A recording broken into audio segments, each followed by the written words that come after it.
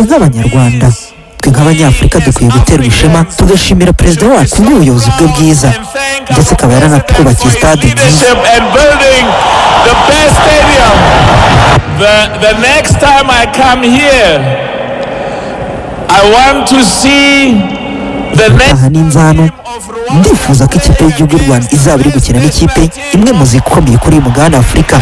Ndashaka gusoza mvuga ngo kubwo kudushyigikira kubw'urukundo rwanyu ndetse n'impano z'umupira w'amaguru dufite mu Rwanda ko zigiye gutsinda. U Rwanda ruzatsinda, u Rwanda ruzaba rwiza muri Afurika. We have in Rwanda, we are going to win. Rwanda will win.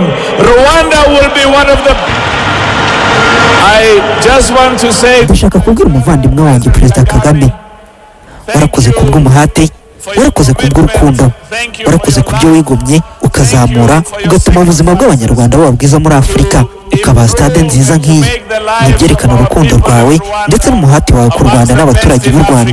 Urakoze cyane muvandimwe wanjye, n'icyubahiro kuba ndi hano. Of your love and your commitment to Rwanda and the people of Rwanda. Thank you very much, my brother. It's an honor to be here.